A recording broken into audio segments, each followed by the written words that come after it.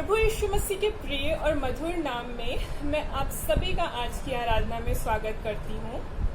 सर्वप्रथम मैं परमेश्वर पिता को धन्यवाद देती हूँ कि ऐसी परिस्थितियों में भी उन्होंने हम सबको संभाल कर रखा। मैं आप सभी का धन्यवाद देती हूँ कि आप हमारे साथ इस आराधना में सम्मिलित हो रहे हैं। हर एक बात में परमेश्वर के नाम को महिमा मिलने वाली हो सके। आइए हम आज की आराधना प्रारंभ करें। हे सारी पृथ्वी के लोगों, यहोवा का जय जयकार करो, आनंद से यहोवा की आराधना करो, जय जयकार के साथ उसके सन्मुख आओ। आइए हम प्रार्थना करें। पिता परमेश्वर, इस समय हम आपके पास आते हैं। धन्यवाद देते हैं पिता कि आपने हमें एक और अवसर दिया कि हम विश्रामवार के दिन को देख सकें। धन्यवाद देती हूँ पिता कि आपने एक और अवसर दिया कि हम आपकी आराधना कर सकें। धन्यवाद देती हूँ पिता कि आपने ऐसी टेक्नोलॉजी हमें दी कि हम एक साथ मिलकर अलग अलग स्थानों में होते हुए भी YouTube के माध्यम से एक दूसरे से जुड़ सके और आपकी आराधना साथ में कर सके। पिता, आज की आराधना को मैं आपके हाथ में सौंपती हूँ। जितने भी लोग इस आराधना में सम्मिलित होते हैं, हर एक को आशीषित कीजिए, हर एक पर अपनी दया और करुणा बना कर रखिए पिता। इस आराधना को आपके हाथ में सौंपती हूँ और इस छोटी सी विनती को आपके प्यारे बेटे यीशु मसीह के नाम से मांगती हूँ, आमीन। भजन संहिता उसके 71 अध्याय और उसके 23 पद में इस प्रकार लिखा हुआ है, जब मैं तेरा भजन गाऊंगा तब अपने मुंह से और अपने प्राण से भी जो तूने बचा लिया है जय जयकार करूंगा। जी हाँ, इस समय हम परमेश्वर की स्तुति और महिमा के लिए एक गीत को गा लेंगे क्योंकि उसने हमारे प्राण को बचा लिया है। इस समय हम गीत का नंबर 41 गा लेंगे। परम पिता की हम स्तुति गाएं, वो ही है जो बचाता हमें। आइए इस गीत को हम सब अपने स्थानों से गा लें।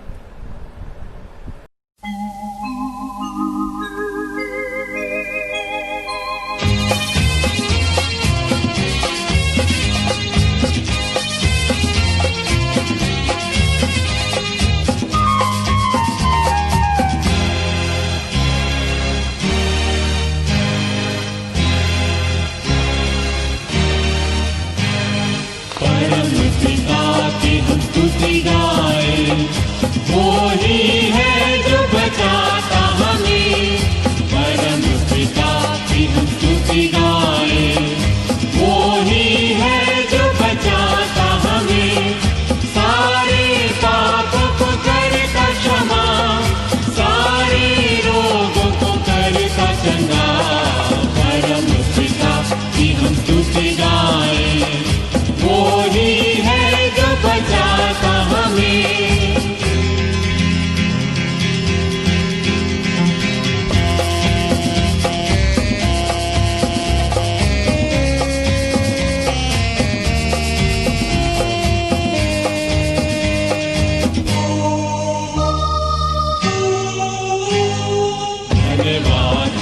उसके आसनों में आनंद से आए उसके चरणों में। धन्यवाद दे उसके आसनों में आनंद से आए उसके चरणों में। संगीत गाकर खुशी से मुक्ति की चट्टान को जय ललकारे। परम पिता की हम स्तुति गाएं, वो ही है जो बचाता हमें।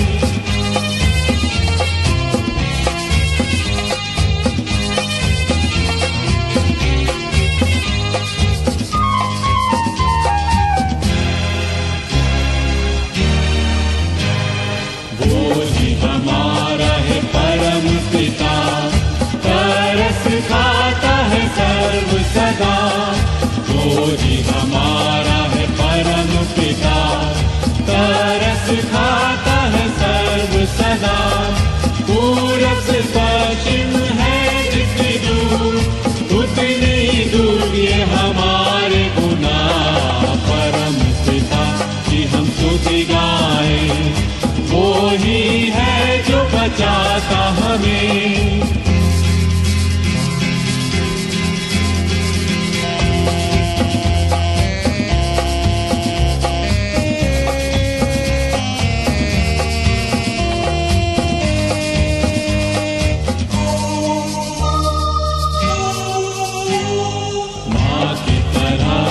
उसने दी तसल्ली, दुनिया के खतरों में छोड़ा नहीं। माँ की तरह उसने दी तसल्ली, दुनिया के खतरों में छोड़ा नहीं। काल से दूर है कलाम का दिया, और भी हमेशा की जिंदगी। परम पिता की हम स्तुति गाएं, वो ही है जो बचाता हमें।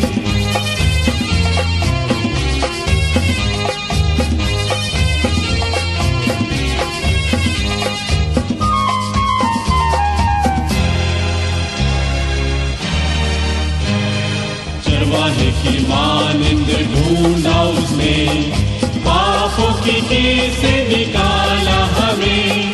चरवाहे की मानिंद ढूंढा उसने, पापों की कील से निकाला हमें। हमको बचाने को जान अपनी दी, ताकि हाथ में हम उसके रहें। परम पिता की हम स्तुति गाएं, वो ही है जो बचाता हमें।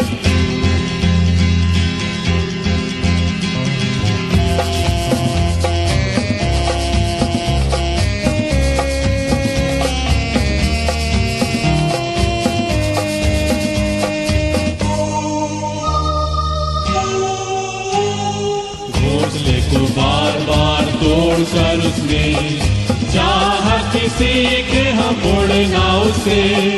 घोंसले को बार बार तोड़कर उसने, चाहा किसी के हम उड़ना उसे।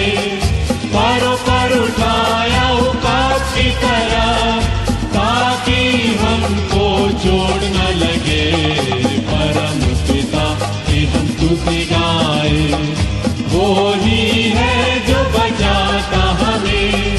परम पिता की हम स्तुति गाएं, वो ही है जो बचाता हमें।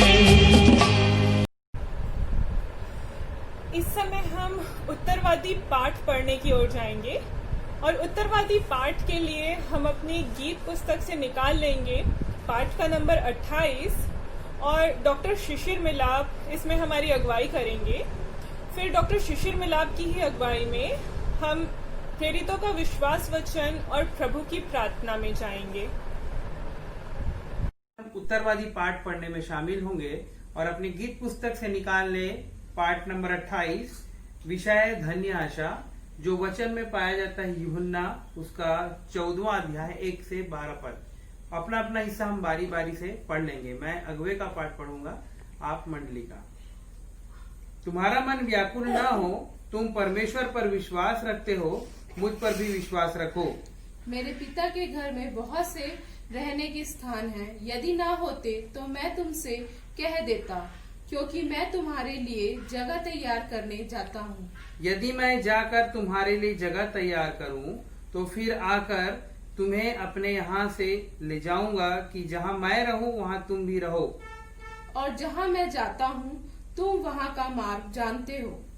थोमा ने उससे कहा, हे प्रभु, हम नहीं जानते कि तू कहाँ जाता है, तो मार्ग कैसे जाने? यीशु ने उससे कहा, मार्ग और सच्चाई और जीवन मैं ही हूँ। बिना मेरे द्वारा कोई भी पिता के पास नहीं पहुँच सकता। यदि तुमने मुझे जाना होता तो मेरे पिता को भी जानते, और अब उसे जानते हो और उसे देखा भी है। फिलिपुस ने उससे कहा, हे प्रभु, पिता को हमें दिखा दे, यही हमारे लिए बहुत है। यीशु ने उससे कहा, हे फिलिपुस, मैं इतने दिन से तुम्हारे साथ हूँ, और क्या तू मुझे नहीं जानता? जिसने मुझे देखा है उसने पिता को देखा है। तू क्यों कहता है कि पिता को हमें दिखा? क्या तू प्रतीति नहीं करता कि मैं पिता में हूँ और पिता मुझ में है? ये बातें जो मैं तुमसे कहता हूँ अपनी ओर से नहीं कहता, परंतु पिता मुझसे रहकर अपने काम कराता है। मेरी ही प्रतीति करो कि मैं पिता में हूँ और पिता मुझ में है, नहीं तो कामों ही के कारण मेरी प्रतीति करो।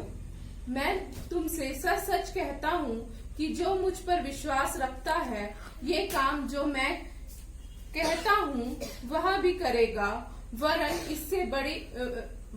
इससे भी बड़े बड़े काम करेगा, क्योंकि मैं पिता के पास जाता हूँ। आइए हम अपने स्थानों में खड़े हो जाएं और प्रेरितों का विश्वास वचन एक साथ कहेंगे। मैं विश्वास करता हूँ परमेश्वर पिता पर, जो स्वर्ग और पृथ्वी का सर्वशक्तिमान सृजनहार है, और उसके इकलौते पुत्र अपने प्रभु यीशु ख्रीस्त पर, जो पवित्र आत्मा से गर्भ में आया, कुंवारी मरियम से उत्पन्न हुआ, पेंतुस पिलातुस की आज्ञा से दुख उठाया, क्रूस पर चढ़ाया गया, मर गया और गाड़ा गया, पाताल में उतरा, तीसरे दिन मृतकों में से जी उठा, स्वर्ग पर चढ़ गया और परमेश्वर सर्वशक्तिमान पिता के दाहिने हाथ जा बैठा है, जहाँ से वह जीवितों और मृतकों का न्याय करने को फिर आवेगा। मैं विश्वास करता हूँ पवित्र आत्मा पर, एक ही पवित्र क्रिश्चियानी कलीसिया, पवित्रों की संगति, पापों की क्षमा, देह के जी उठने और अनंत जीवन पर। आमीन। आइए हम अपने स्थानों में खड़े हो जाएं और प्रभु की प्रार्थना एक साथ कहेंगे। हे हमारे पिता, तू जो स्वर्ग में है, तेरा नाम पवित्र माना जाए, तेरा राज आवे, तेरी इच्छा जैसे स्वर्ग में पूरी होती है वैसे पृथ्वी पर पूरी हो। हमारे दिन भर की रोटी आज हमें दे, और जैसे हमने अपराधियों को क्षमा किया वैसे ही हमारे अपराधियों को क्षमा कर, परीक्षा में न डाल पर बुराई से बचा, क्योंकि राज, पराक्रम और महिमा सदा तेरी है। आमीन। ये सूचनाओं का समय है और इस समय हम स्थानीय कलीसिया के लिए कुछ सूचनाओं को सुन लेंगे। कलीसिया के पासबान रेवरेंड राकेश प्रकाश इस समय सूचनाओं को लेकर हमारे सामने आएंगे। आप सभी को प्रभु यीशु मसीह के मधुर नाम में मैं नमस्कार देता हूं। आज की इस ऑनलाइन आराधना में आप सभी हमारे साथ शामिल हुए, आप सभी को मैं धन्यवाद देता हूं। मैं धन्यवाद देता हूं कि विगत रविवार को हमारे आदरणीय बिशप एन आशावान जी ने बहुत ही सुंदर संदेश दिया। हम परमेश्वर पिता को और उनको भी हृदय से इसके लिए धन्यवाद देते हैं। आज के संदेश के लिए भी मैंने उनसे अनुरोध किया था और उन्होंने हमारी प्रार्थना को स्वीकार किया। मैं उन्हें धन्यवाद देता हूँ। साथियों, हम अपने भेंट के लिए इस बात को ख्याल रखें कि हम जब भी रविवार आराधना को अपने घरों में लेते हैं, हम उसे समय के साथ हम कोषाध्यक्ष भाई डॉक्टर मिलाप को या बहन शोभना जोसफ को हम उसे ज़रूर दे दें, ताकि चर्च का कोष जो है हमारा भरा रहे। इसी प्रकार से हम अपने चर्च सपोर्ट फंड को डीकन नेताम जी के पास हम जमा किया करेंगे।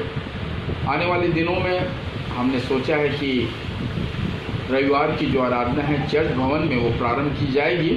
अंतिम सूचना इसका गुरुवार को मैं आप लोगों को व्हाट्सएप के माध्यम से अवश्य ही दे दूंगा। ऐसे हम ज़्यादा समय तक चर्च को बंद नहीं रख सकते हैं, हमें उसे प्रारंभ करना होगा। यद्यपि कोविड जो है एक महामारी का रूप लेता जा रहा है, इसका असर व्यापक रूप से छत्तीसगढ़ में है, लेकिन प्रियो, हम मसीही हैं, हम प्रभु पर विश्वास करते हैं और उसके अनुसार हम चलते हैं। मैं आप लोगों से विनती करूंगा कि आप हमारे आदरणीय पासवान रेवरेंड प्रदीप ज्योतिष जी के लिए भी प्रार्थना करें, जबकि ये जानकारी मिली है उनके बारे में कि उन्हें भी या कोरोना वायरस हुआ है और इन दिनों वे स्वास्थ्य लाभ ले रहे हैं, बुखार है उनको। आप उनके लिए और उनके परिवार के लिए आप अवश्य ही प्रार्थना करें। इस सप्ताह में जिनका जन्मदिन था उसमें से 2 नाम मुझे मिले हैं, 31 अगस्त से लेकर आज 6 तारीख तक, और उसमें हैं भाई चंद्रभूषण और श्रीमती मोना मसीह। इनका जन्मदिन था। हम इन्हें कलीसिया की ओर से हार्दिक शुभकामना और बधाई देते हैं और उनके लिए प्रार्थना करते हैं कि परमेश्वर इस नए वर्ष में भी उनकी सहायता करे। आशा है आप सभी बराबर एक दूसरे के लिए प्रार्थना कर रहे हैं, जिसकी आज आवश्यकता है। मेरे पास अन्य और कोई सूचना नहीं है और मैं अपनी सूचना को यहीं पर विराम देता हूँ। धन्यवाद। धन्यवाद पास्टर साहब को सूचनाओं के लिए। इस समय हम परमेश्वर की स्तुति के लिए एक विशेष गीत सुन लेंगे। इस समय अवसर होगा बहन स्नेहा थापा को कि वो अपना विशेष गीत हमारे सामने लेकर आए।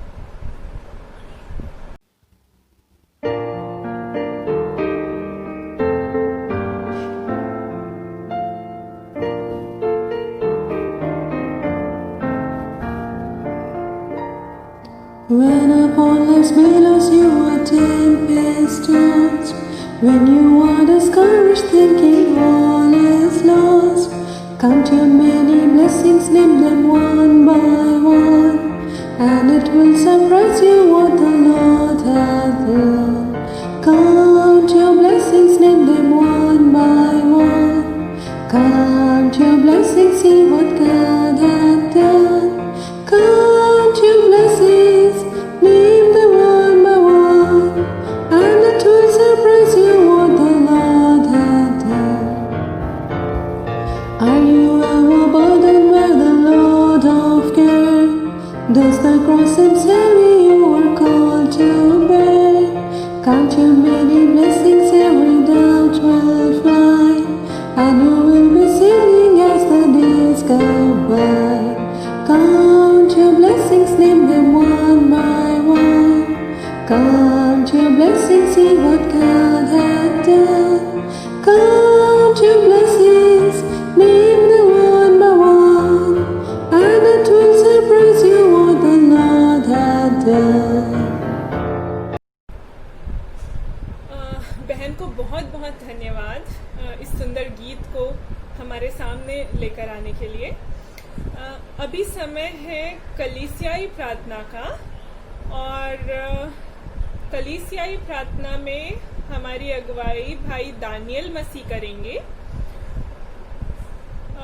मैं निवेदन करती हूँ कि स्थानीय कलीसिया के लिए प्रार्थना करें, कलीसिया के अभिषिक्तों के लिए, बच्चों के लिए, जवानों के लिए, बूढ़ों के लिए, जो बीमार हैं उनकी चंगाई के लिए प्रार्थना करें। एमसीआई की सारी कलीसियाओं के लिए प्रार्थना करें, सारी कलीसियाओं के अभिषिक्तों और सदस्यों के लिए प्रार्थना करें। मेनोनाइट की मेडिकल बोर्ड और एजुकेशन बोर्ड के लिए प्रार्थना करें, और इस संसार में जो कोविड-19 महामारी फैली हुई है उसके लिए भी प्रार्थना करें कि परमेश्वर अपने लोगों को इस महामारी से सुरक्षित रखे। देश के अगुवों के लिए प्रार्थना करें जिससे वो देश को अच्छे से चलाने वाले हो सकें और देश के लिए उचित डिसीजंस लेने वाले हो सकें। और यदि आपके पास और कोई विषय है तो आप उसके लिए भी प्रार्थना कर सकते हैं। आइए हम कलीसियाई प्रार्थना में जाएं भाई दानियल मसीह के साथ। आइए हम प्रार्थना करें, अपने सिरों को झुकाएं, आंखों को बंद करें। धन्यवाद धन्यवाद धन्यवाद जीवित सामर्थ्य अनुग्रहकारी दयालु प्रभु जी, इस सुंदर समय में आज के पवित्र दिन प्रभु जी जो तूने हमारे जीवन में दिया प्रभु जी, धन्यवाद की भेंट चढ़ाते हैं प्रभु जी। इसके लिए खुदावन बाप धन्यवाद देते हैं प्रभु जी कि हम प्रभु जी इस ऑनलाइन माध्यम से प्रभु जी तेरी महिमा, तेरी स्तुति, प्रशंसा करने वाले बन सके। परमेश्वर पिता, तेरे चरणों पास अपने जीवन के कुछ समयों को देने वाले बन सकें। धन्यवाद देते हैं प्रभु जी, जहाँ कहीं भी तेरे नाम की महिमा स्तुति की जाती है प्रभु जी, उस पर तेरी आशीष बनी रहे प्रभु जी। धन्यवाद धन्यवाद धन्यवाद जीवन की तमाम उत्तम आशीषों के लिए जो तूने हमें दिया है प्रभु जी। तूने प्रभु जी हमें आज तक सुरक्षित रखा, अपनी अनुग्रह और आशीष में बढ़ाया, इसके लिए धन्यवाद देते हैं प्रभु जी। धन्यवाद देते हैं प्रभु जी कि तूने प्रभु जी अपने नाम के निमित्त प्रभु जी सांकरा कलीसिया को खुदावन बाप तूने प्रभु जी सांकरा में रखा है, ताकि परमेश्वर पिता यहाँ से प्रभु जी तेरे नाम की महिमा प्रभु जी हर एक जगहों पर फैलने वाला हो सके प्रभु जी। धन्यवाद देते हैं, धन्यवाद देते हैं यहाँ के बुजुर्ग, बच्चे, जवान सबों के लिए खुदावन बाप जो तूने प्रभु जी अपनी आशीषों से भरा है और प्रभु जी उन्हें सुरक्षित रखा है खुदावन बाप। परमेश्वर पिता तेरी अनुग्रह, तेरी आशीष के लिए धन्यवाद देते हैं। इस मंडली के द्वारा से प्रभु जी तेरी महिमा, तेरी प्रशंसा दिन प्रतिदिन बढ़ने वाला हो सके खुदावन। प्रभु जी तुझसे प्रार्थना और विनती करते हैं, हमारे मंडली के जितने भी प्रभु जी अभिषेक हैं खुदावन बाप, प्रभु जी बिशप हैं, जो प्रभु जी सेवक सेविका हैं, हर एक के लिए प्रभु जी तुझसे प्रार्थना और विनती करते हैं, उन्हें तो अपनी अनुग्रह आशीष से भर दे प्रभु जी। प्रभु जी तुझसे प्रार्थना और विनती करते हैं, हमारे इस मंडली के खुदावन बाप हर एक परिवारों पर तेरी आशीष बनी रहे खुदावन। प्रभु जी हर एक के जीवन के द्वारा से तुझे महिमा मिलने वाला हो सके प्रभु जी। विशेष रीति से प्रार्थना करते हैं खुदावन बाप भाई भी के पॉल के लिए खुदावन बाप, उन्हें तो अपनी आशीषों से भर दे, जबकि वो DCH में एडमिट है प्रभु जी। उन्हें तो अपने सामर्थ्य भारे हाथों से प्रभु जी बढ़ा करके छू ले, ताकि परमेश्वर पिता वो चंगे हो सकें और तेरे नाम की महिमा उनके जीवनों के द्वारा से, उनके परिवार के द्वारा से होने वाला हो सके प्रभु जी। धन्यवाद की भेंट चढ़ाते हैं प्रभु जी। इस कोरोना महामारी से प्रभु जी तूने हम सब को सुरक्षित रखा है प्रभु जी। हमारे मंडली के जितने भी प्रभु जी इस महामारी से ग्रसित हुए खुदावन बाप, उन्हें तूने चंगाई दिया है, इसके लिए धन्यवाद देते हैं प्रभु जी। तुझसे प्रार्थना और विनती करते हैं और भी प्रभु जी हमारे मेनोनाइट के भिन्न भिन्न कलीसियाओं से प्रभु जी जो इस महामारी से ग्रसित हैं, उन्हें प्रभु जी तेरे चरणों पास लाते हैं पिता। उन्हें तू अपनी सामर्थ से भर दे, अपनी चंगाई दे, ताकि परमेश्वर पिता उनके जीवन के द्वारा से सिर्फ और सिर्फ तुझे महिमा मिलने वाला हो सके प्रभु जी। इस महामारी के लिए तुझसे प्रार्थना करते हैं खुदावन बाप, इस महामारी को प्रभु जी इस संसार से तू दूर कर दे प्रभु जी, ताकि परमेश्वर पिता फिर से प्रभु जी ये संसार प्रभु जी तेरी महिमा तेरी स्तुति करते हुए प्रभु जी आगे बढ़ने वाला बन सके प्रभु जी। धन्यवाद देते हैं हर एक आशीषों के लिए प्रभु जी, क्योंकि तू हमारे प्रार्थनाओं को सुनने वाला परमेश्वर है प्रभु जी। तू हमें प्रभु जी हमारे सुख में और हमारे दुख में उठाने वाला परमेश्वर है, इसके लिए धन्यवाद की भेंट चढ़ाते हैं प्रभु जी। तुझसे प्रार्थना और विनती करते हैं MCI के लिए, मेडिकल और एजुकेशन बोर्ड के लिए खुदावन बाप, जो प्रभु जी तेरे नाम से चलाया जाता है खुदावन बाप, उस सबों पर प्रभु जी तेरी आशीष होने वाला हो सके। हर एक मेंबरों को प्रभु जी तेरे चरणों पास रखते हैं, अपनी ज्ञान अपनी बुद्धि अपनी समझ से भर दे पिता, कि उनका नियम और निर्णय प्रभु जी हर एक के लिए आशीष का कारण होने वाला हो सके प्रभु जी। एक बार फिर से प्रभु जी सारी आशीषों के लिए जो तूने हमें दिया है पिता, इस मंडली के लिए जो प्रभु जी तेरे नाम से बसाया गया है, इसके लिए धन्यवाद देते हैं प्रभु जी। जब प्रभु जी ऑनलाइन के माध्यम से प्रभु जी तेरी महिमा तेरी स्तुति प्रशंसा प्रभु जी हम दूर दूर रह करके करने वाले बन सके प्रभु जी। हर एक पर प्रभु जी तेरी आशीष बनी रहे प्रभु जी। हर एक बातों के लिए एक बार फिर से धन्यवाद देते हैं और इस विनती को हम अपने उद्धार करते यीशु नासरी के नाम से मांगते हैं, सुनिए और दया से ग्रहण कीजिए, आमीन। आइए इस समय हम आराधना के मुख्य भाग की ओर आगे बढ़ें। इस समय हम अपना ध्यान आराधना पाठ पढ़ने की ओर लगाएंगे और आराधना पाठ के लिए हम निकाल लेंगे यूहन्ना रचित सुसमाचार उसका 3 अध्याय पद 1 से लेकर 17 तक, और इसमें हमारी अगुवाई सेविका एस आशावान करेंगी। प्रभु यीशु मसीह के मधुर नाम में आप सबों को मेरा प्रेम नमस्कार। आज की शिक्षा के लिए हम पढ़ लेंगे यूहन्ना रचित सुसमाचार अध्याय 3 पद 1 से लेकर पद 17 तक। यूहन्ना रचित सुसमाचार अध्याय 3 पद 1 से लेकर पद 17 तक, जिसमें यूं लिखा है, फरीसियों में से निकोदेमुस नाम एक मनुष्य था जो यहूदियों का सरदार था। उसने रात को यीशु के पास आकर उससे कहा, हे रब्बी, हम जानते हैं कि तू परमेश्वर की ओर से गुरु होकर आया है, क्योंकि कोई इन चिन्हों को जो तू दिखाता है, यदि परमेश्वर उसके साथ न हो तो नहीं दिखा सकता। यीशु ने उसको उत्तर दिया कि मैं तुझसे सच सच कहता हूँ, यदि कोई नए सिरे से न जन्मे तो परमेश्वर का राज्य देख नहीं सकता। निकोदेमुस ने उससे कहा, मनुष्य जब बूढ़ा हो गया तो क्यों कर जन्म ले सकता है? क्या वह अपनी माता के गर्भ में दूसरी बार प्रवेश करके जन्म ले सकता है? यीशु ने उत्तर दिया कि मैं तुझसे सच सच कहता हूँ, जब तक कोई मनुष्य जल और आत्मा से न जन्मे तो वह परमेश्वर के राज्य में प्रवेश नहीं कर सकता। क्योंकि जो शरीर से जन्मा है वह शरीर है, और जो आत्मा से जन्मा है वह आत्मा है। अचंभा न कर कि मैंने तुझसे कहा कि तुम्हें नए सिरे से जन्म लेना अवश्य है। हवा जिधर चलती है उधर चलती है, और तू उसका शब्द सुनता है, परंतु नहीं जानता कि वह कहाँ से आती और किधर को जाती है। जो कोई आत्मा से जन्मा है वह ऐसा ही है। निकोदेमुस ने उसको उत्तर दिया कि ये बातें क्यों कर हो सकती हैं। यह सुनकर यीशु ने उससे कहा, तू इस्राएलियों का गुरु होकर भी क्या इन बातों को नहीं समझता? मैं तुझसे सच सच कहता हूँ कि हम जो जानते हैं वह कहते हैं और जिसे हमने देखा है उसकी गवाही देते हैं, और तुम हमारी गवाही ग्रहण नहीं करते। जब मैंने तुमसे पृथ्वी की बातें कही और तुम प्रतीति नहीं करते, तो यदि मैं तुमसे स्वर्ग की बातें कहूँ तो फिर क्यों कर प्रतीति करोगे? और कोई स्वर्ग पर नहीं चढ़ा, केवल वही जो स्वर्ग से उतरा, अर्थात मनुष्य का पुत्र जो स्वर्ग में है।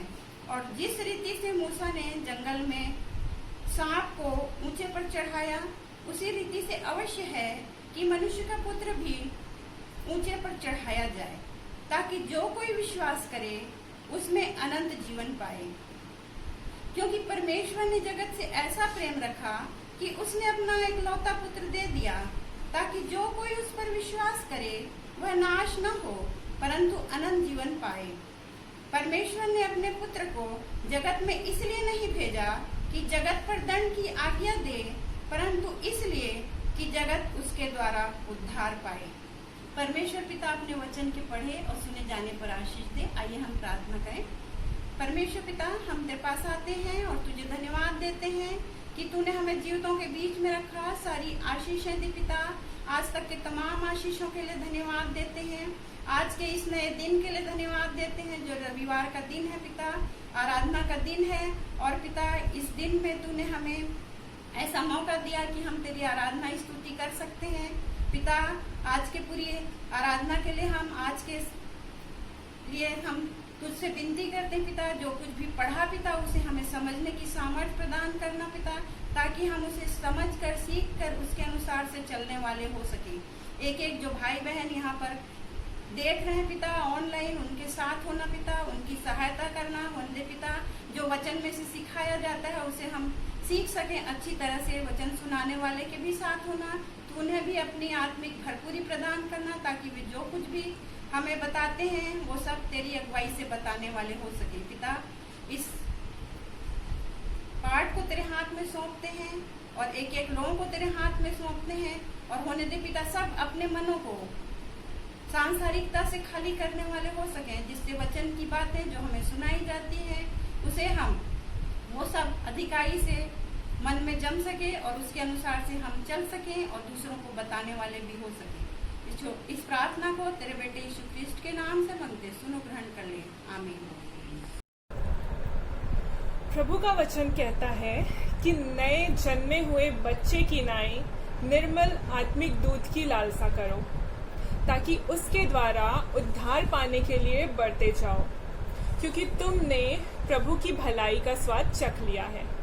जी हाँ, हमने प्रभु की भलाई का स्वाद चख लिया है और हम उस निर्मल आत्मिक दूध की लालसा भी करते हैं। तो इस समय बिशप एना शावान को अवसर है कि वो हमें प्रभु के आत्मिक भोजन से तृप्त करें। आप सबों को प्रभु यीशु मसीह के प्रिय और मधुर नाम में मैं प्रेम भरा नमस्कार देता हूं। आज के इस ऑनलाइन रविवारी आराधना में आप सबों का मैं स्वागत करता हूं। परमेश्वर पिता को मैं हृदय से धन्यवाद देता हूं आज के इस समय के लिए, जबकि फिर से हमारे पास समय है, जब कुछ समय हम अपने मन को परमेश्वर के जीवते वचन की ओर लगा करके अपने जीवन के लिए उत्तम बातों को हम सीख पाएंगे। जो आराधना का पाठ हमारे लिए आज पढ़ा गया है, यूहन्ना रचित सुसमाचार उसके 3 अध्याय के 1 पद से लेकर के 17 पद तक, वहां पर हम इस बात को पाते हैं कि एक धर्म गुरु को धर्म का उपदेश प्रभु यीशु मसीह देते हैं। यहाँ पर वर्णन है निकोदेमुस नाम के एक मनुष्य का, जिसको प्रभु यीशु मसीह अपने अद्भुत प्रेम की शिक्षा देते हैं, नए जन्म की शिक्षा देते हैं और अनंत जीवन की भी बातें उसको बताते हैं। नए नियम के समय में यहूदी धर्म में सदूकी और फरीसी नाम के 2 मुख्य दल थे। और वचन कहता है कि ये निकोदेमुस जो था वो फरीसी संप्रदाय में से था और फरीसी संप्रदाय का वो एक धर्म गुरु था। फरीसियों के बारे में हमको नए नियम में पढ़ने को मिलता है कि प्रभु यीशु मसीह को ये फरीसी लोग जो थे वो अपनी व्यवस्था का उल्लंघन करने वाला ठहरा करके उसकी आलोचना किया करते थे। मत्ती रचित सुसमाचार और उसके 12वें अध्याय को जब हम पढ़ते हैं, जहां पर प्रभु यीशु मसीह जो है वो सब्त के दिन में एक सूखे हाथ वाले मनुष्य को चंगा करते हैं और तब ये फरीसी लोग जो हैं वो प्रभु यीशु मसीह के विरुद्ध हो जाते हैं। और मत्ती रचित सुसमाचार के 12वें अध्याय के 14वें पद में लिखा है, तब फरीसियों ने बाहर जाकर यीशु के विरोध में सम्मति की कि यीशु का किस प्रकार वध करें। फरीसी लोग इस ताक में रहते थे कि कैसे प्रभु यीशु मसीह को वे पकड़वाएं, किस प्रकार से उसका विरोध करें, क्योंकि वे प्रभु यीशु मसीह को व्यवस्था का उल्लंघन करने वाला ठहरा करके उसकी आलोचना किया करते थे।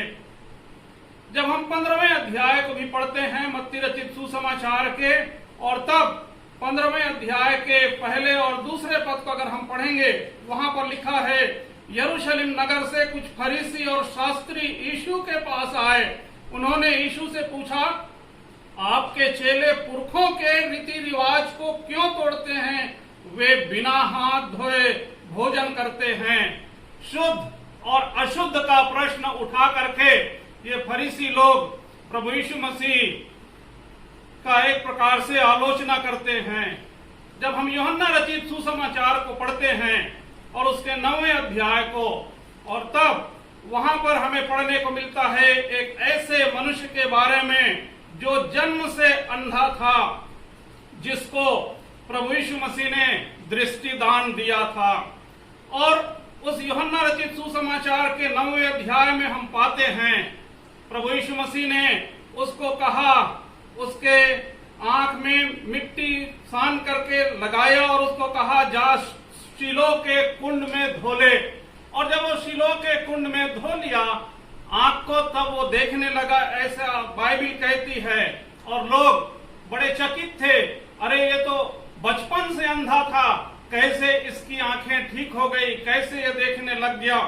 फरीसियों द्वारा खोजबीन शुरू हो गई और तब उन्होंने उससे भी पूछा कि तेरी आंखें किस प्रकार खुल गई, और उसने कहा कि मेरी आंखों में यीशु नाम एक व्यक्ति ने मिट्टी लगाई और कहा, जा शीलो के कुंड में धो ले। मैंने धो लिया और अब मैं देखता हूं।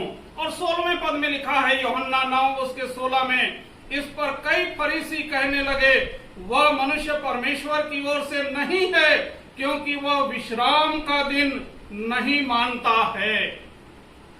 इस प्रकार से हम कई स्थलों में पाते हैं कि फरीसी लोग जो थे वो प्रभु यीशु मसीह को व्यवस्था का उल्लंघन करने वाला ठहरा करके उसकी आलोचना करते थे।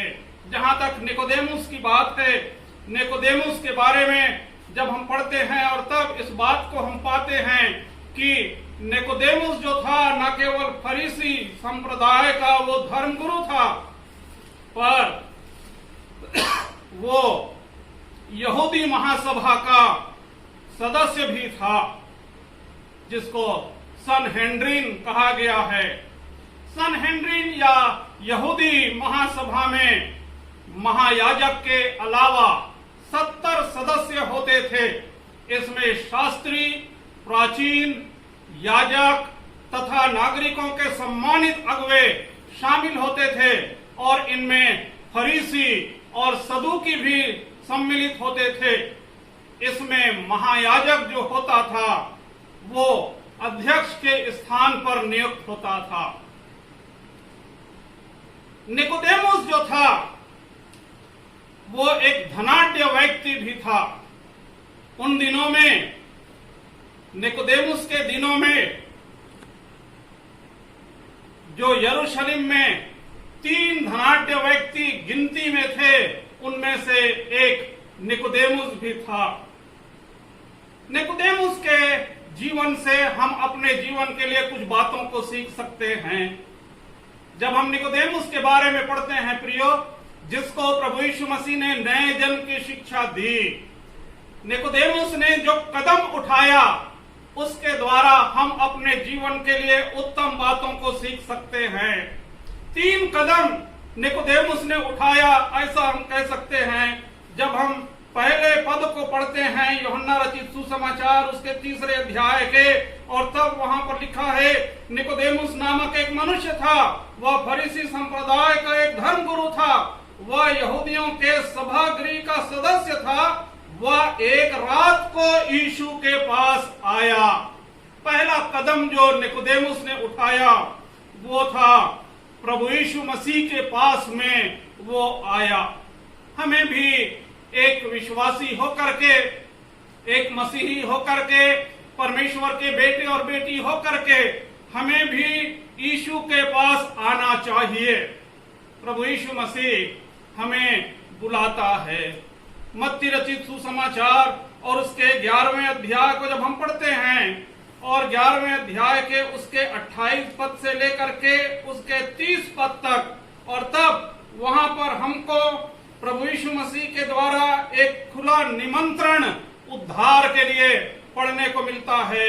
और प्रभु यीशु मसीह कहते हैं, हे सब परिश्रम करने वालों और बोझ से दबे लोगों, मेरे पास आओ, मैं तुम्हें विश्राम दूंगा। मेरा जुआ अपने ऊपर उठा लो और मुझसे सीखो, क्योंकि मैं मन में दीन हूं, नम्र हूं, और तुम अपने मन में विश्राम पाओगे, क्योंकि मेरा जुआ सहज और मेरा बोझ हल्का है।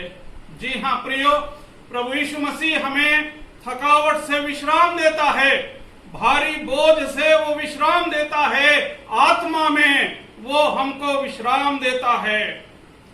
न केवल कुछ समय के लिए, वरन हमेशा हमेशा के लिए वो हमको विश्राम देता है जब हम उसके पास में आते हैं, क्योंकि उसका बोझ हल्का है। यिर्मयाह नबी की पुस्तक को अगर हम पढ़ेंगे, यिर्मयाह नबी की पुस्तक और उसके 31वें अध्याय को और 31वें अध्याय के उसके 25वें पद को, और तब वहां पर लिखा है, क्योंकि मैंने थके हुए लोगों का प्राण तृप्त किया है। यहोवा परमेश्वर कहता है, मैंने थके हुए लोगों के प्राण को तृप्त किया है। हमारा प्रभु यीशु मसीह जो है वो हमें विश्राम प्रदान करता है। भजनकार लिखता है, जब हम भजन संहिता की पुस्तक और उसके 55वें अध्याय को पढ़ते हैं और 55वें अध्याय के उसके 22 पद को, और तब वहां पर भजनकार जो है वो कहता है, अपना बोझ यहोवा पर डाल दे, वह तुझे संभालेगा। अपना बोझ यहोवा पर डाल दे, वह तुझे संभालेगा। ये पहली बात हम देखते हैं। निकोदेमुस ने जो कदम उठाया, वो हालांकि एक धर्म गुरु था, वो यहूदी महासभा का सदस्य था, एक धनाढ्य व्यक्ति था, पर इन सब के बाद भी वो प्रभु यीशु मसीह के पास में आया। दूसरी बात जो हम निकोदेमुस के जीवन में पाते हैं, दूसरा कदम जो उसने उठाया, हम कह सकते हैं, जब हम यूहन्ना रचित सुसमाचार और उसके 7वें अध्याय को पढ़ते हैं और 7वें अध्याय के उसके 50 और 51 पद को, और तब वहां पर लिखा है, निकोदेमुस ने जो पहले यीशु के पास आया था और उनमें से एक था, उनसे कहा, क्या हमारी व्यवस्था किसी व्यक्ति को जब तक पहले उसकी बात सुन न ले और यह न जान ले कि वह क्या करता है, दोषी ठहराती है। इस पद को जब हम पढ़ते हैं यूहन्ना 7:50 और 51 को, तो ऐसा लगता है कि निकोदेमुस ने अपने स्वयं की जांच की।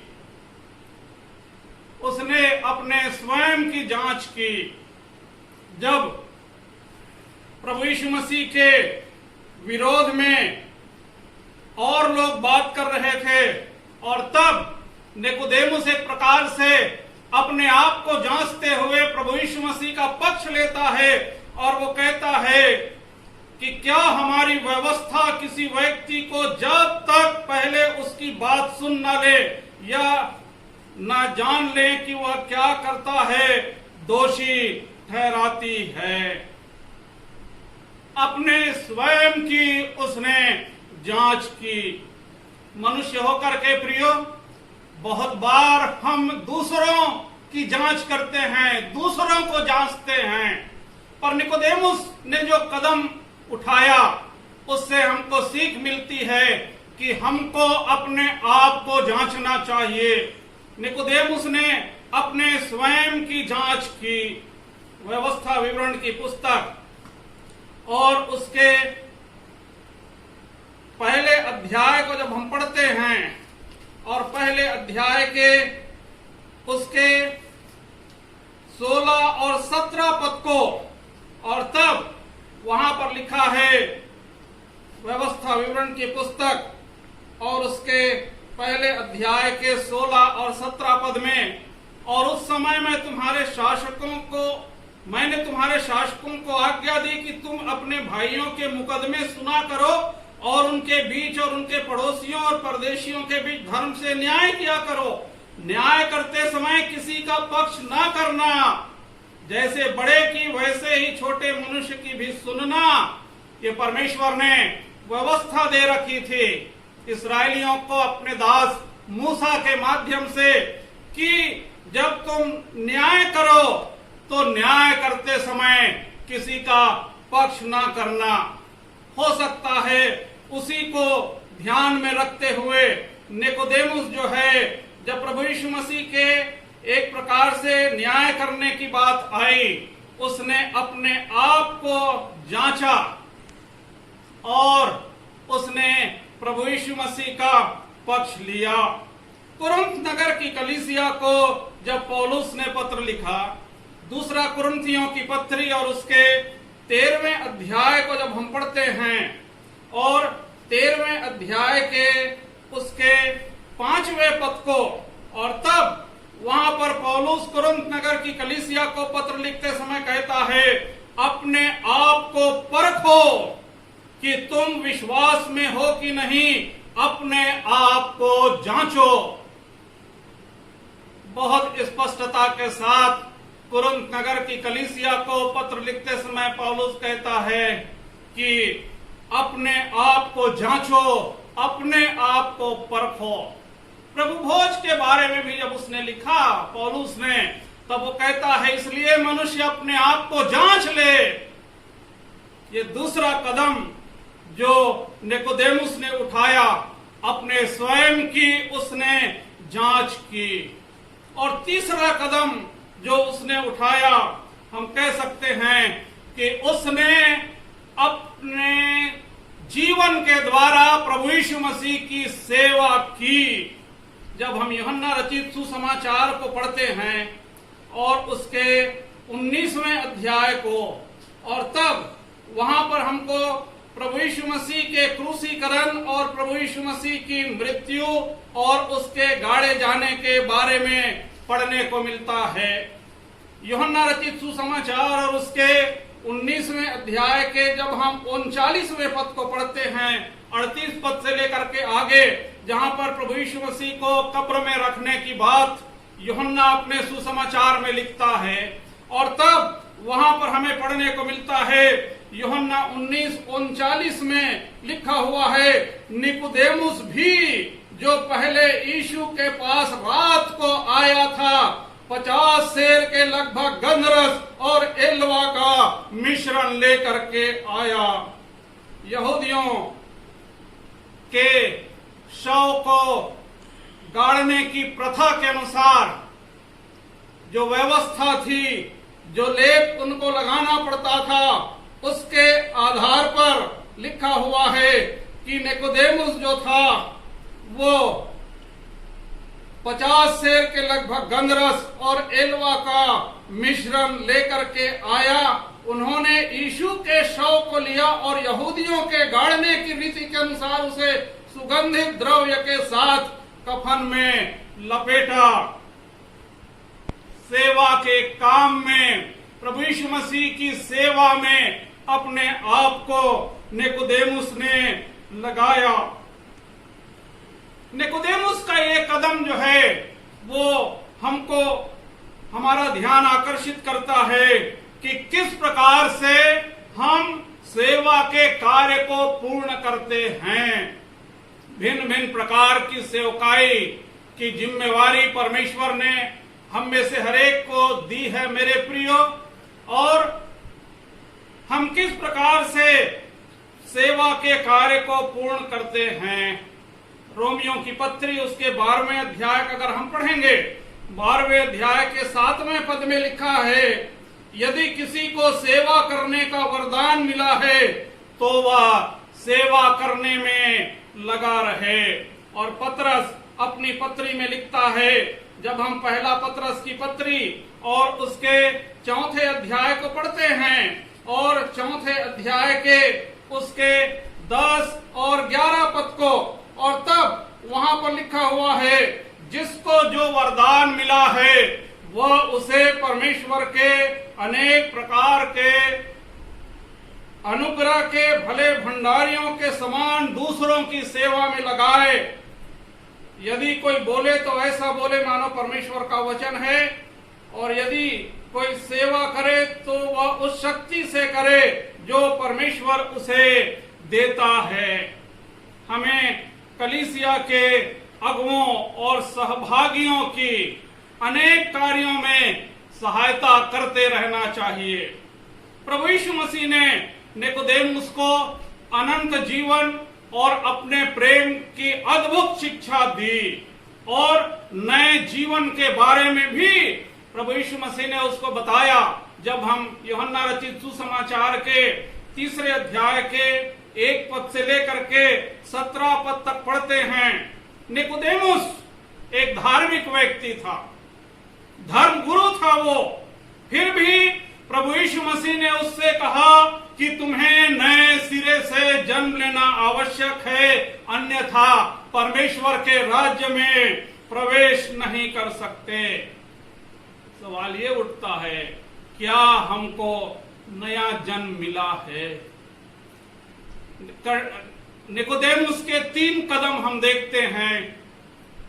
वो प्रभु यीशु मसीह के पास आया, उसने अपने स्वयं की जांच की, उसने अपने जीवन को, अपने आप को प्रभु यीशु मसीह की सेवा में लगाया। हम सोचे प्रियो, मनन करें कि हमारे जीवन में कौन सी ऐसी बातें हैं जो परमेश्वर के लिए जीवन बिताने में बाधा उत्पन्न करता है। हम परमेश्वर से प्रार्थना करें कि हे पिता, मुझे प्रतिदिन अपने पवित्र लहू से पवित्र कर और अपने लिए जीवन बिताने में मेरी सहायता कर। परमेश्वर अपने वचन के द्वारा हम सबों को आशीषित करे। आइए हम प्रार्थना करें। प्यारे परमेश्वर पिता, हम तेरा धन्यवाद करते हैं तेरे जीवते वचन के लिए, जबकि कुछ समय हमने अपने मन को तेरे जीवते वचन की ओर लगा करके निकोदेमुस के जीवन के बारे में कुछ बातों को सीखने का प्रयास किया है, और इस बात को पाया प्रभु कि हालांकि वो धनवान व्यक्ति था, मान सम्मान उसका था, धर्म गुरु भी था, पर फिर भी वो प्रभु यीशु मसीह के पास आया। उसने अपने स्वयं की जांच की और अपने आप को प्रभु यीशु मसीह की सेवकाई में लगाया। हमारी सहायता करें प्रभु जी, वचनानुसार हम भी अपने जीवन को व्यतीत करके इस संसार में तेरी इच्छा को अपने व्यक्तिगत जीवन के द्वारा पूरी कर सकें। वचन के लिए धन्यवाद देते हैं, आशीष मांगते हैं, और इस विनती को प्रभु यीशु मसीह के प्रिय और मीठे नाम से मांगते हैं। सुन और ग्रहण कर ले, आमीन। धन्यवाद बिशप एना शाबान को प्रभु का वचन हमारे सन्मुख लाने के लिए। मैं आशा करती हूँ कि हम सब इन वचनों से आशीषित हुए हैं। अभी समय है कि हम अपनी भेंटें परमेश्वर के सामने लेकर आएंगे। हम गीत का नंबर 504 गाते हुए अपनी भेंट परमेश्वर को देंगे।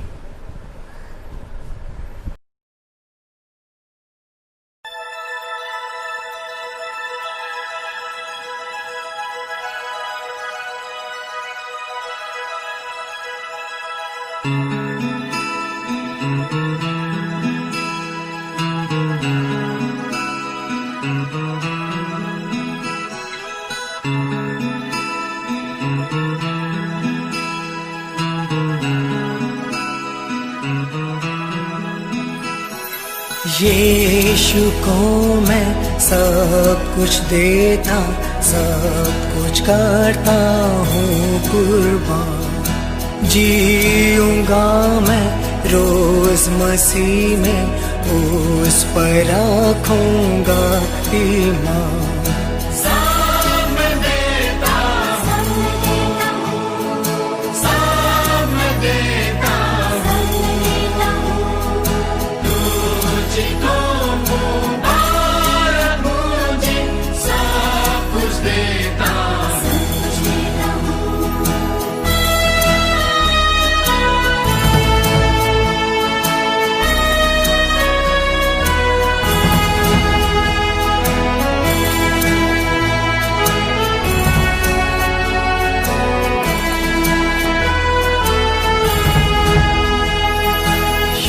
यीशु को मैं सब कुछ देता, झुकता तेरे कदमों पर, छोड़ता सारी दुनियादारी, मुझे बिल्कुल अपना कर।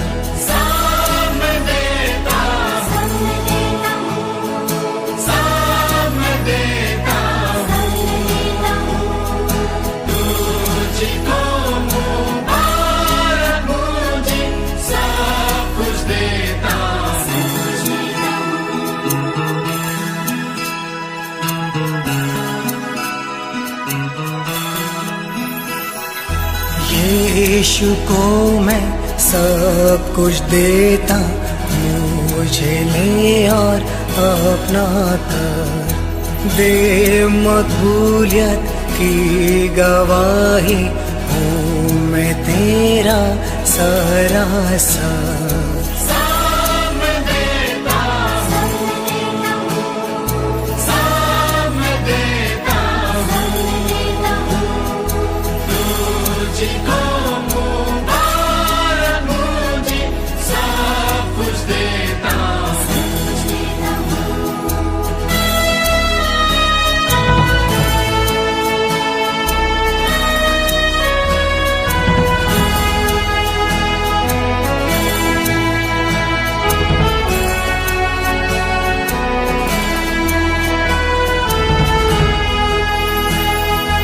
यीशु को मैं सब कुछ देता, अभी उसके पाखुज मुझ में भर प्यार और कुव्वत, बरकतों से कर्मा हूँ।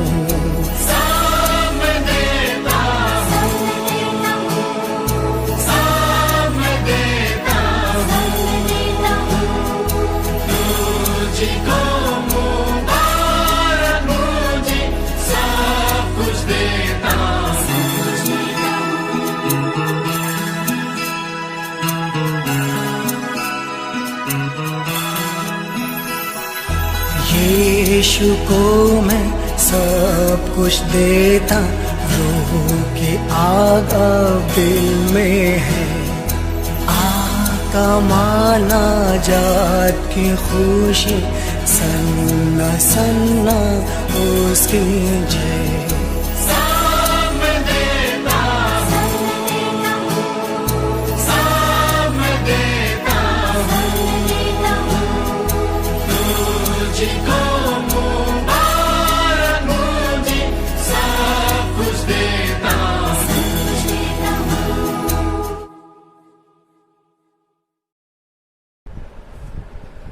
इस समय हम अंतिम प्रार्थना और आशीष ग्रहण करेंगे। आगे के समय को मैं हमारे स्थानीय पासवान रेवरेंड राकेश प्रकाश को देती हूँ। आइए हम परमेश्वर पिता से प्रार्थना करें। सारी आशीषों के देने वाले हमारे जीवते और एकमात्र सच्चे पिता परमेश्वर, एक बार फिर से आज के इस सुबह की आराधना में हम आपके समीप आते हैं स्वामी, और आपको हृदय से धन्यवाद देते हैं कि आपने विगत समयों में हम सभी को संभाला हुआ है। हम आपको धन्यवाद देते हैं परमेश्वर पिता कि आप महान परमेश्वर हैं, आप राजाओं के राजा हैं और प्रभुओं के प्रभु हैं। और प्रभु, आप अपने लोगों पर सर्वदा और सर्वदा दया ही करते हैं। हम धन्यवाद देते हैं प्रभु सियोन मेनोनाइट चर्च सांकरा के लिए, जहाँ आपके विश्वासी भाई और बहन पाए जाते हैं, जहाँ की कलीसिया हमेशा प्रार्थना में अग्रणी है प्रभु। हम उस कलीसिया के सभी भाई और बहनों को आपके हाथों में सौंप देते हैं कि प्रभु आप उनकी सहायता करें, उनकी आवश्यकताओं की पूर्ति करें, हर एक को स्वस्थ और भला और चंगा रखें। कलीसिया के समस्त अभिषिक्तों के लिए, उनके परिवारों के लिए इसी प्रकार से प्रभु हम प्रार्थना करते हैं हमारे पंचायत सभा के सदस्यों के लिए कि उनके संग और साथ हों, उनकी अगुवाई करें, उन्हें सामर्थ्य और शक्ति दें। कलीसिया के एक एक भाई और बहनों पर आपकी आशीष और अनुग्रह की मांग करता हूँ। हमारी कलीसिया निरंतर आगे बढ़े प्रभु, निरंतर परमेश्वर पिता आपकी धार्मिकता में वो आगे बढ़े। हम धन्यवाद देते हैं प्रभु आज के संदेश के लिए जो हमने अपने आदरणीय बिशप महोदय के द्वारा सुन लिया। परमेश्वर पिता आपने अपने दास के द्वारा हम सभी से बातचीत किया है प्रभु। आप अपने दास की अगुवाई करें और उन पर अपनी करुणा को सर्वदा सर्वदा बनाए रखें। परमेश्वर पिता हम धन्यवाद देते हैं कि प्रिय कलीसिया के भाई और बहनों ने प्रभु जी आपको अपनी भेंटों को दिया है, उस भेंट को आप स्वीकार कीजिए और कई गुना आशीष उनके और उनके परिवारों को दीजिएगा प्रभु, ताकि परमेश्वर पिता जो भी हाथ आज देने के लिए आगे आए परमेश्वर पिता वो परिवार, वो जन आप में और उनके हर एक संसाधनों में प्रभु वो परिवार आगे बढ़ सके। उनकी सुधि लेना प्रभु, उनकी प्रार्थनाओं को सुनना प्रभु जी। हम प्रार्थना करते हैं परमेश्वर पिता पादरी प्रदीप ज्योतिष के लिए जो आपके दास हैं प्रभु, आपके संदेश को लोगों तक देते हैं प्रभु। आप अपने दास की सहायता करें और जबकि इन दिनों वो बीमार हैं प्रभु, आपका चंगाई भरा हाथ आपके दास पर हो कि वो फिर से परमेश्वर पिता अपने कामों को कर सकें। तेरी अनुग्रह की दृष्टि भाई पर हो और उनके परिवार पर हो। आप उन्हें संभालें प्रभु।